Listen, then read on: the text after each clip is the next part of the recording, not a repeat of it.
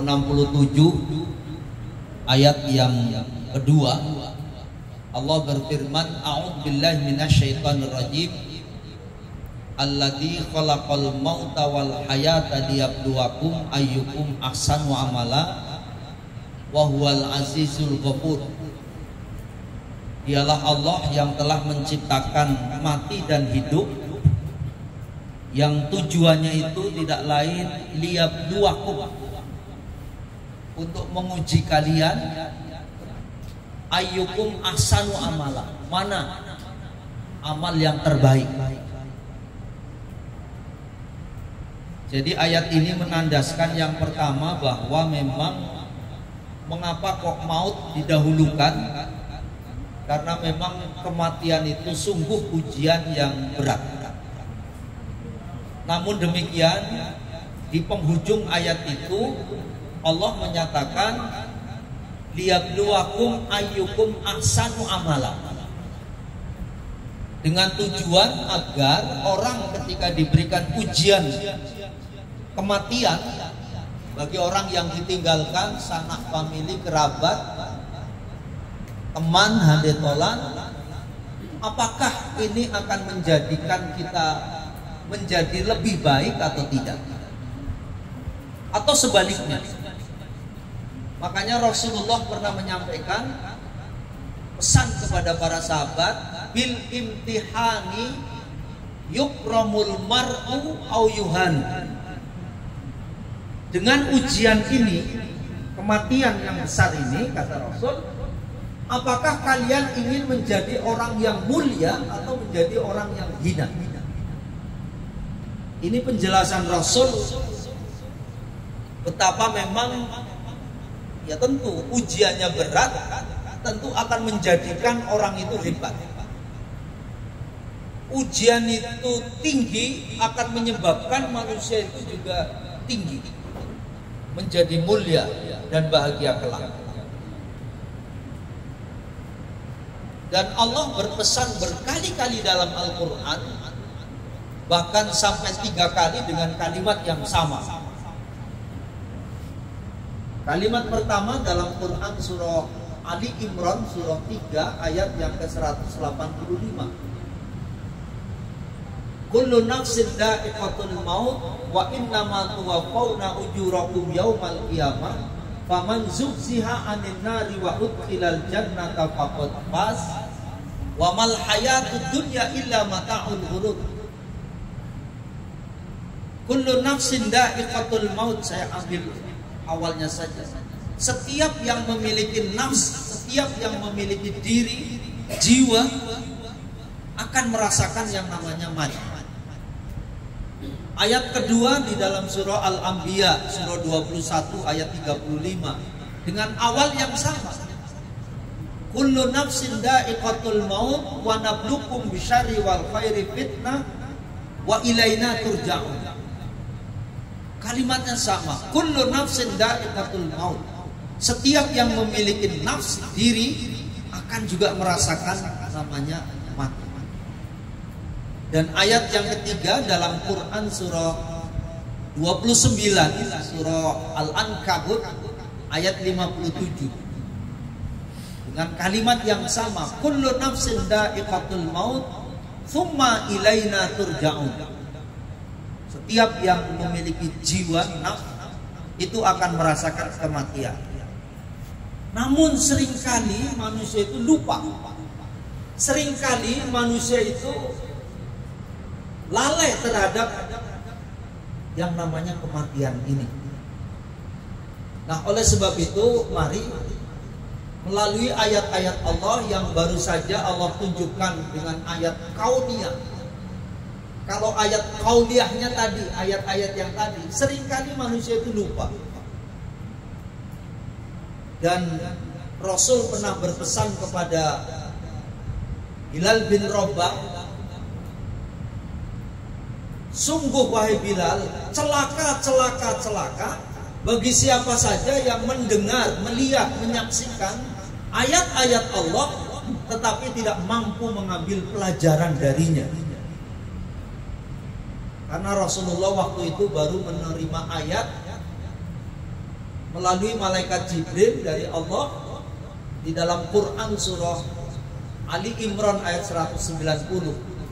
Inna fi khalqis samawati wal ardi wa ikhtilafil laili wan nahari la ayatil liulil albab. Sesungguhnya dalam penciptaan langit dan bumi dan silih bergantinya malam dan siang terdapat tanda-tanda ayat Allah. Nah, termasuk wafatnya saudara kita ini, Allahu yarham Bapak Julius Kuswanto ini, itu juga ayat-ayat Allah dalam bentuk fenomena alam. Apakah ini akan kita mengambil pelajarannya atau tidak? Sehingga kita akan menjadi orang yang lebih baik setelah itu. Karena apa? Terbangun kesadaran bahwa kematian itu tidak identik, mohon maaf, usia. Maka jangan terus merasa bahwa kita, mohon maaf bagi yang masih muda, terus merasa masih lama. Karena kematian itu bukan usia. Jadi tidak ada bahkan kaitannya antara tua dan muda itu. Karena kematian itu adalah waktu yang telah ditetapkan oleh Allah, baik tua atau muda. Karena syaratnya, mohon maaf, mati tidak mesti tua. Dan syaratnya wafat tidak mesti sakit. Banyak orang yang sakit bertahun-tahun, tapi sampai hari ini masih diberi kesempatan hidup oleh Allah. Tapi kelihatannya orang segar bugar, tapi ternyata dipanggil oleh Allah. Ini sebuah ibrah, sebuah pelajaran. Apakah ini akan menjadikan pelajaran buat kita atau tidak? Suatu ketika, ya mengapa kok kematian itu berat? Jangankan mungkin yang kita. Sekali berUmar bin Khattab, Bapak Ibu tahu, Sayyidina Umar bin Khattab itu adalah sosok orang yang tegar, imannya hebat, begitu. Dan dijamin masuk surga beliau itu. Tapi begitu mendengar berita bahwa Rasul wafat, beliau itu galau. Bahkan sampai-sampai beliau berlarian sambil membawa pedangnya, sampai beliau menyatakan, barang siapa yang mengatakan Rasul telah wafat, saya penggal lehernya. Karena beliau nggak terima. Tidak lama kemudian sampailah di hadapan seniornya, yaitu Sayyidina Abu Bakar As-Siddiq. Sampai di hadapannya tersungkur. Maka kata Abu Bakar As-Siddiq sambil membacakan sebuah ayat yang terdapat di dalam Quran surah Ali Imran surah 3 ayat yang ke 144. Allah berfirman, a'udzubillahi minasyaitonirrajim, wa ma Muhammadun illa rasul qad khalat min qablihi rusul afa immata aw qutilan qalabtum aqabikum wa may yanqalib ala aqabikum ila akhir. Kata Sayyidina Abu Bakar As-Siddiq, barang siapa yang menyembah Allah, Allah masih tetap hidup. Tetapi barang siapa yang menyembah Muhammad Rasulullah, maka Rasulullah telah wafat. Bahwa Nabi Muhammad itu adalah manusia biasa yang beliau akan wafat, dan itu pun seperti Rasul-Rasul yang telah mendahulinya. Barang siapa yang berbalik ke belakang, maksudnya mungkar atau ingkar dengan kematian, maksudnya nggak percaya dengan kematian Rasul, maunya Umar bin Khattab itu beliau duluan, karena kalau dari sisi usia lebih sepuh Umar, maka maunya beliau duluan. Tapi Allah lah yang menetapkan, dan Rasulullah masih dibutuhkan oleh umat pada saat itu. Tapi lagi-lagi kata Abu Bakar As-Siddiq, barang siapa yang menyembah Allah, Allah masih tetap hidup. Tetapi yang menyembah Rasulullah, maka Rasul telah wafat. Maka terkulailah, begitulah orang-orang beriman. Mungkin awalnya galau, mungkin awalnya nggak percaya. Saya nggak percaya, saya. Itu sering kami hadapi di rumah sakit. Orang tadi waktu masuk ke rumah sakit nggak apa-apa kok, begitu banyak hal gitu ya. Saya nggak percaya kalau dia wafat begitu. Makanya mengapa takziah itu penting, karena untuk memberikan penyadaran kepada orang yang sekali lagi bahwa kematian itu berat bagi orang yang mungkin ditinggalkan saudaranya dan lain sebagainya. Karena apa? Akan mengganggu keimanannya. Bayangkan ketika kita tidak percaya dengan kematian, itu kita tidak percaya dengan takdir. Ketika orang nggak percaya dengan takdir, berarti dia bukan orang beriman. Nah, oleh sebab itu, Bapak dan Saudara, inilah perlunya orang beriman itu begitu diingatkan seperti Umar bin Khattab saat itu terus tersadar, kalaulah boleh saya meminta, katanya, kenapa nggak saya duluan? Enggak bisa. Itulah ayat Allah. Qul la amliku li nafsi darra wa la naf'a illa masya Allah. Katakanlah, aku tidak bisa menolak mudarat dan tidak bisa mendatangkan manfaat. Ayat ini sedang bicara tentang ajal. Ajal itu kalau dalam bahasa agama artinya batas. Artinya batasnya hidup, artinya kematian. Jadi manusia tidak bisa menolak sedikit pun yang namanya kematian. Bahkan dalam ayat itu, idza jaa ajaluhum la yastakhiruna sa'ah. Dalam bahasa agama itu, sa'ah itu semakna dengan detik. Sedetik pun, kata Allah, tidak bisa dimajukan, tidak bisa dimundurkan. Ya pada saat itu juga. Betapapun, mohon maaf Bapak dan Ibu, ada orang yang berniat gak usah membunuh orang lain, membunuh dirinya saja. Ketika Allah belum berkehendak, memang belum ajalnya, gak bisa. Saya pernah menyaksikan betul, ada anak muda baru mau masuk SMU, bunuh diri. Padahal di rumah itu gak ada orang satupun. Dengan cara apa? Minum baygon. Tapi kenapa orang tuanya yang di pasar itu pada lagi belanja, tiba-tiba disuruh pulang seolah-olah gitu, kepengen pulang. Begitu nyampe rumah, ternyata rumahnya dikunci dan digedor. Di dalam kamar ternyata sudah terkapar anaknya. Akhirnya dibawalah ke rumah sakit, minum susu ya, untuk mengeluarkan racunnya itu. Gak lama kemudian sadar, pulang, sembuh. Artinya nggak meninggal. Padahal menurut logika mestinya udah nggak ada yang di rumah. Yang kedua, bukan sekedar sebulan berikutnya, bukan hanya baygon, Korstek yang diminum itu. Bapak tahu Korstek itu untuk membersihkan kamar mandi yang keras sekali itu diminum hampir setengah. Lagi-lagi sama, gak ada yang di rumah, tapi tiba-tiba kakaknya pengen buru-buru pulang, dibawa ternyata sudah terkapar. Waktu itu gak dikunci pintunya, bawa ke rumah sakit. Akhirnya ya masuklah, dirawat beberapa hari. Dan ternyata ususnya sudah ada yang kena, harus operasi. Pulang. Yang ketiga pernah juga. Akhirnya karena rumahnya lantai 2, dia pikir udahlah selesai nih. Apa yang dilakukan? Terjun dari lantai 2. Ternyata anak itu nggak meninggal juga, cuman kakinya patah dan akhirnya dioperasi. Sampai hari ini anak itu masih hidup. Bayangkan. Padahal berniat dirinya nggak bisa. Tapi kita ingat betul dulu, ada orang yang sakit, dokternya merawatnya luar biasa, yang merawat ahli 5, semuanya ada semua. Tapi untuk sekedar menahan nyawa itu nggak bisa. Apa maknanya? Itulah sudah menjadi ketetapan Allah. Mohon maaf, bukan masalah usia, bukan masalah tua muda. Karena apa?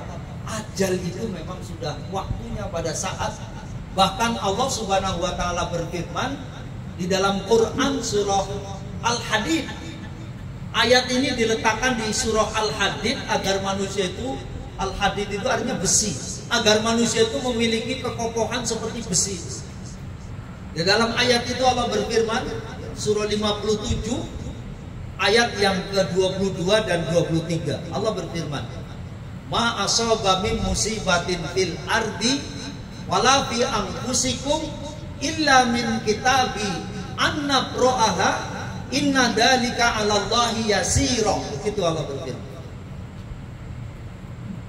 Ma asaba min musibatin, tidak ada satupun musibah yang menimpa seseorang, baik fil ardi, di atas bumi ini seperti bencana-bencana itu, atau bahkan wafi anfusikum, terhadap dirimu, sakit, kematian dan lain sebagainya, illa fi kitabin, ternyata sudah tertulis di Lauhil Mahfuz, an-nabra'aha, sebelum manusia itu hadir di muka bumi ini.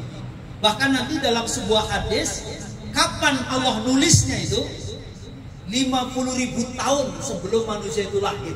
Itu sudah ditetapkan.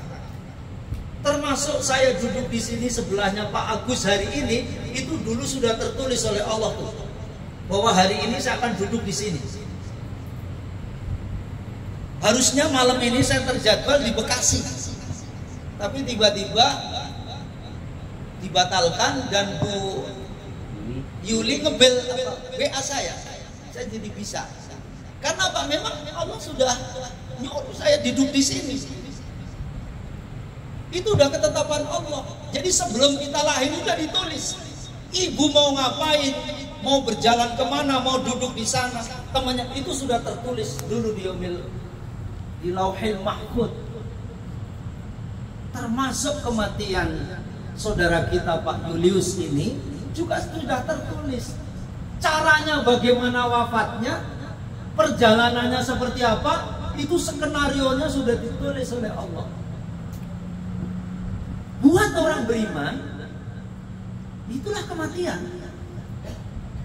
Orang beriman itu apa? Taslim. Ya inilah urusan Allah. Kalau ditanya sedih nggak sih? Ya pasti sedih. Rasulullah saja ketika ketinggalan putranya Ibrahim itu, ketika wafat nangis, berurai air mata beliau. Manusia itu sedih, tapi beliau yakin bahwa inilah Allah lebih mencintainya. Allah lebih mencintainya. Nah terus sifat orang beriman apa? Taslim. Makanya Bapak dan Ibu, tidak ada satupun kata Rasulullah yang mampu untuk membendung ketabahan jiwa. Bukan karena banyak sahabatnya, bukan karena begitu, bukan. Tapi yang mampu mencegah ini jangan sampai melebihi batas, jangan sampai berlebihan. Makanya ayat lanjutannya apa bunyinya? Likaila taksau ala ma fatakum wala tafrahu bima atakum wallahu la yuhibbu kulla mukhtalin fakhur. Itu ancaman Allah. Likaila, agar kalian itu dengan adanya kematian tadi yang sudah ditulis oleh Allah, yang sudah ditetapkan oleh Allah itu, agar kalian itu tidak terlalu bersedih apabila hilang yang kalian cintai itu, apapun bentuknya. Suami kita titipan, anak kita titipan, istri kita titipan, harta kita titipan. Kapanpun Allah ngambil, itu terserah Allah. Makanya harus kita punya pondasi. Apa pondasinya? Inna lillahi wa inna ilaihi raji'un. Itulah pondasinya. Sungguh bahwa ini adalah milik Allah, dan suatu saat itu pun akan kembali kepada Allah. Itulah pondasinya yang harus kita yakini betul, agar kalian tidak terlalu bersedih ketika hilang dari diri kalian sesuatu yang kalian cintai, dan juga jangan terlalu gembira kalau datang kepada kalian itu yang enak-enak, yang baik-baik. Karena apa? Allah tidak suka kepada orang-orang yang melampaui batas tadi. Ibu bapak yang dirahmati Allah, termasuk kepergian Allahu yarham Pak Julius ini adalah sudah tertulis di Lauhil Mahfuz, sudah ditetapkan jamnya, detiknya. Maka terutama terkhusus kepada Ibu Dr. Irwati, saya yakin Ibu adalah orang-orang yang beriman, maka sedih pasti. Tapi yakinlah, pelajaran ini harus menjadikan ayat-ayat Allah yang pada akhirnya menjadikan ibu dan keluarga akan lebih baik. Maka ayat-ayat Allah itu ketika itu dihadapi dengan iman, sebagaimana Allah berfirman dalam surah At-Taghabun, surah 64 ayat yang ke-11, ma asaba min musibatin illa biidznillah. Tidak ada satupun yang menimpa dalam bentuk musibah apapun illa biidznillah, kecuali dengan izin Allah. Menarik ayat ini, wa may yu'min billah, barang siapa yang beriman kepada Allah, meyakini itu adalah semua ketentuan Allah, yahdi qalbahu, maka hatinya akan diberikan petunjuk, dan Allah maha luas kasih sayangnya. Jadi perlu diketahui Bapak dan Ibu, ketika kita beriman, maka kita akan meyakini bahwa itu menjadi ketetapan Allah. Apa kriteria orang yang beriman sehingga menerima ketetapan Allah itu? Inilah bagian akhir yang ingin kami sampaikan, dan ini untuk kita semua yang hadir pada malam hari ini, termasuk untuk yang ngomong tentu diri saya sendiri. Ya, suatu saat Rasulullah itu selepas sholat subuh, beliau berpapasan dengan sahabatnya, dan kebetulan sahabatnya berombong, begitu rombongan. Maka Rasul tanya, kaifa asbahtum ya ashabi, bagaimana kabarmu pagi hari ini? Maka dijawab oleh salah seorang sahabat, asbahna bil imani billah, wahai Rasul, pagi hari ini kami dalam kondisi mantap imannya dan beriman kepada Allah. Rasul nggak langsung percaya begitu saja, dicek, diuji oleh Rasul. Ma alamatul imani billah, apa indikasi kalau kalian itu beriman? Inilah yang saya ingin sampaikan. Sekali lagi, tidak ada yang bisa membendung jiwa goncang galau dalam diri kita untuk menerima ujian yang berat tadi kecuali iman. Nah, ciri orang beriman itu 3 menurut hadis ini. Ma alamatul imani bila, apa indikasi kalau kalian itu beriman? Salah seorang sahabat itu menyatakan, nashkuru ala roh. Wahai Rasul, kami bersyukur atas nikmat yang Allah karuniakan kepada kami. Yang kedua, nasbiru alal bala'i, kami bersabar wahai Rasul ketika Allah memberikan ujian yang gak enak kepada kami. Yang ketiga, sahabat yang lain nyeletuk lagi, wa nardo bil qadari, kami ridho dengan ketetapan Allah apapun bentuk ketetapannya. Maka Rasulullah memberikan stempel kepada orang yang menyampaikan tadi, sahabat Rasul, dengan kalimat yang luar biasa juga, antumul mu'minuna haqqan, kata Rasul, kalian semua ini adalah orang-orang yang memiliki iman yang mantap. Jadi Bapak dan Ibu, untuk menjadikan kita hidup tidak stres, tidak galau, apapun yang ujian yang melanda kita, kalau sedih itu manusiawi biasa, tapi jangan sampai kehilangan kendali, sehingga pertama jangan sampai mencerca Allah, mencerca orang lain, menyalahkan orang lain dan lain sebagainya, gak percaya dengan ketetapan Allah, tetapi yakin betul. 3 kuncinya. Yang pertama, nashkuru ala roh, syukuri kepada Bu Irawati yang mungkin sudah hidup bersama beliau beberapa tahun, dan Allah sudah menghadirkan putra atau putri, dan ini mudah-mudahan kelak menjadi duriyah thayyibah yang baik, duriyah yang baik, keturunan yang baik kelak, menjadi anak yang soleh ataupun solehah, dan mudah-mudahan Allah tetap memelihara, menjaganya menjadi orang-orang yang sukses beriman, termasuk menjaga ibu sehingga kuat untuk menghadapi ini, karena ibu orang beriman. Syukuri apapun, walaupun mungkin bersama Pak Julius mungkin hanya ya waktunya menurut kita sebentar, tapi itulah waktu yang telah ditetapkan oleh Allah. Dan nikmat-nikmat yang Allah berikan itu syukuri apapun bentuknya. Terlepas dari apapun kekurangannya, itu bagian dari dinamika kehidupan kita. Tetapi yang baik-baik yang Allah anugerahkan kepada ibu, kepada keluarga besar ibu, maka bersyukurlah, termasuk kita semua ini. Yang kedua, ketika Allah memberikan ujian, maka kuncinya nasbiru alal bala, harus sabar.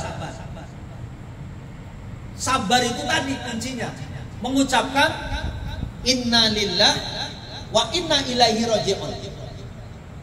Suami ibu adalah titipan yang Allah menitipkannya kepada ibu, kepada keluarga besar ini, dan Allah sudah mengambil lagi. Mudah-mudahan kalau orang beriman, Pak, itu memang ketika dipanggil oleh Allah, berapapun usianya, amalnya insya Allah udah cukup untuk menjadikan dia masuk surga. Kalau orang beriman. Amin. Ya. Nah, oleh sebab itu, maka mudah-mudahan juga kepada Allah yarham Pak Julius, mudah-mudahan amalnya sudah mencukupi untuk menjadi bekal. Amin. Dia insya Allah ahli masjid, itu nggak usah khawatir. Yang kita berharap beliau itu adalah husnul khatimah. Apalagi dengan tadi ada sakit dan sebagainya, Allah merontokkan dosanya. Maka ibu sabar.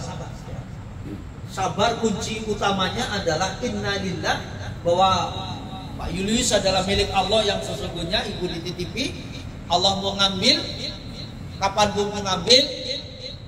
Maka layaknya ketika orang nitip sesuatu kepada seseorang, ketika orang yang punya nitip, kita harus dengan penuh ridho untuk melepaskan.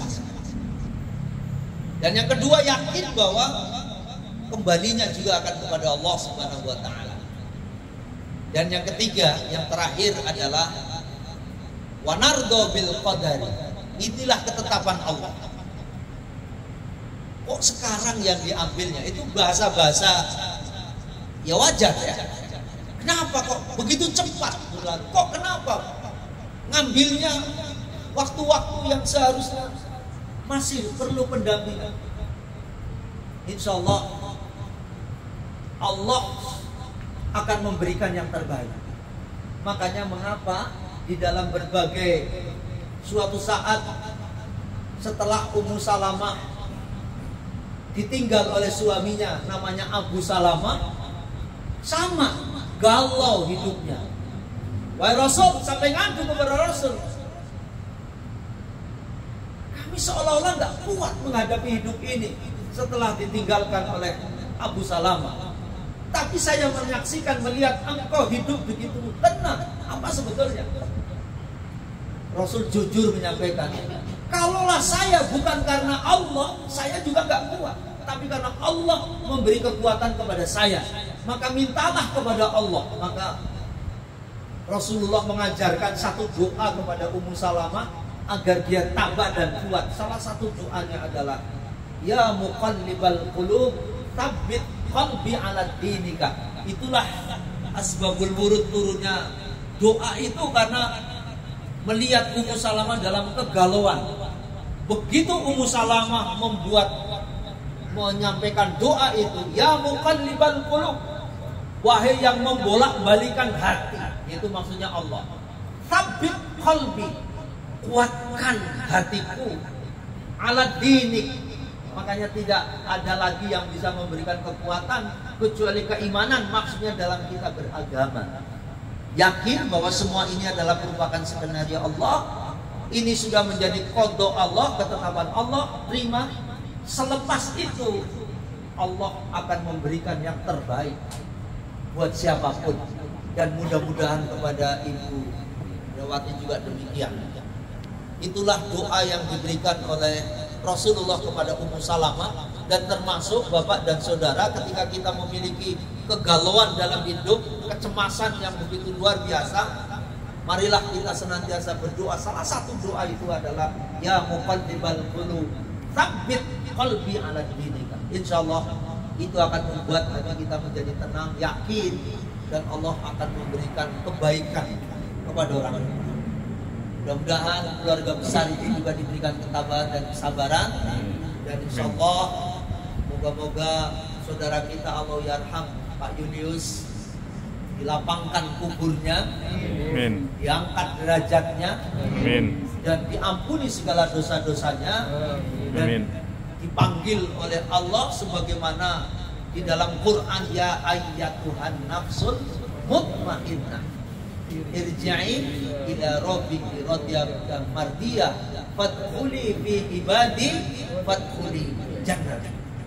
Termasuk hamba-hamba Allah yang ahli ibadah, dan kelak beliau mendapat balasan surga insyaallah. Demikian Bapak dan Ibu, mudah-mudahan yang sekelumit ini bisa menjadikan pelajaran, renungan buat kita semua, dan ingat, semua kita juga akan mengalami. Mudah-mudahan kita tetap diberikan ketabahan dan kesabaran, terutama kepada keluarga besar ini.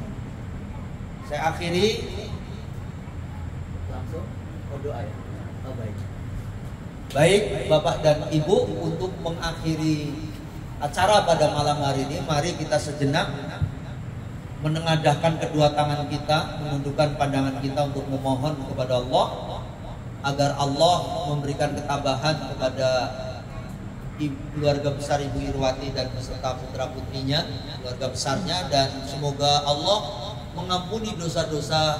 Allah yarham Pak Julius Kuswanto bin Subag ala hadiniyah wa kulli niyatin sholihah. Al-Fatihah. A'udzu billahi minasyaitonir rajim. Bismillahirrahmanirrahim. Alhamdulillahirabbil alamin arrahmanir rahim maliki yaumiddin. Iyyaka na'budu wa iyyaka nasta'in ihdinas